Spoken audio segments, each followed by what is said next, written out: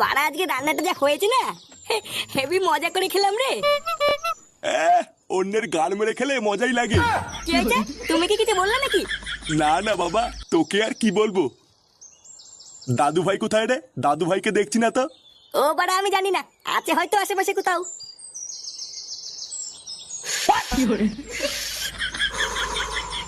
আলি তরুণ, এটা তো হেভি খেতে। বালা কালকে থেকে রোজ দাদুর বিড়ি চুরি করে খাবো। खत्म। সে কুমারী, ওটা কি করছিস না?